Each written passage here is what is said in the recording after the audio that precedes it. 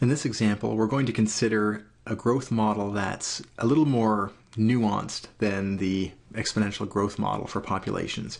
This is used quite frequently for analyzing population growth, as well as the growth of any other system with limited resources. What we're going to look at is environments where there's a certain carrying capacity. That's the phrase that's often used. And we're going to give that a value. We're going to call it L. And once the idea of the carrying capacity is that if we ever reach that level, then the environment and the natural growth of the population would be balanced. And we'll see how that plays out in terms of our analysis here. And the model itself is given by this phrase.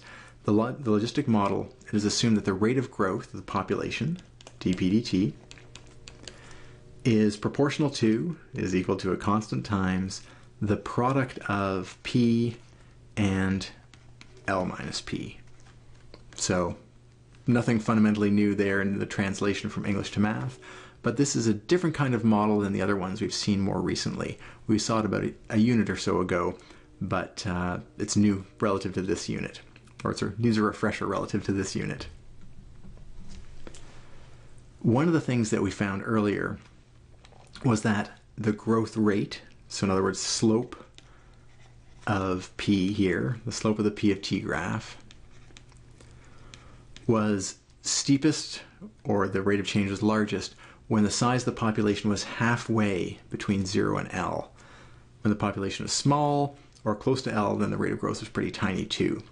Let's see how that plays out by looking at the equilibrium levels. If we're looking for equilibrium levels, we're looking for P values for which P stays constant. So if we start at a population and it stays constant, that would be an equilibrium. Or in other words, if P is constant, then its rate of change would always be 0. And if that's the case, then we would plug in 0 for our derivative in our differential equation, and we would get this kind of expression here. Oh, at equilibrium, one of this equation must be satisfied, which means one of either P equals 0 or L minus P equals 0, which translates to P equals L. So these two values here are the equilibrium populations. And again, both of those sound entirely reasonable with the way we've defined our system. P equals 0 is, hey, there's nobody here. There's probably not going to be anybody here next time around or the time after that, because there's no reproduction going on whatsoever. So an extinct species stays extinct. The other case is a little more interesting. If the population is at its carrying capacity, or is at the population level that the environment can sustain, then it just stays there. Again, and also a fairly reasonable model if we interpret our L as a carrying capacity there. What can we say about what happens in between those landmark populations, though? Our differential equation is this. The rate of change is K times P times L minus P.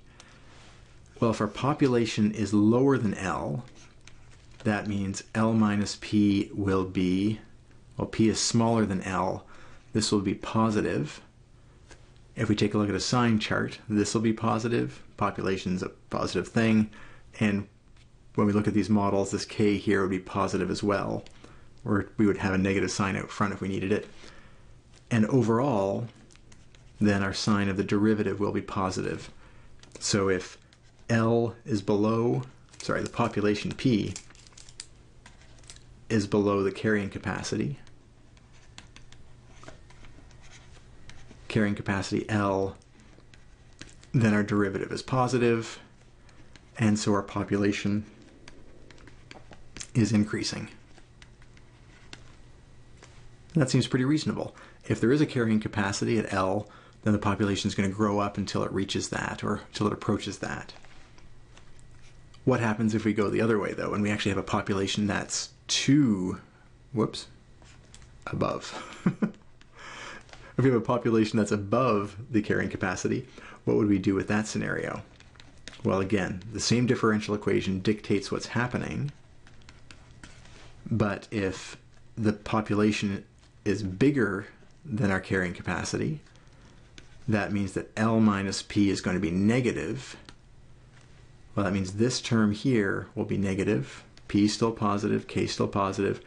Overall, we're going to get a negative sign for this derivative, so the P is going to be decreasing. What does that look like in terms of sketches of the solutions?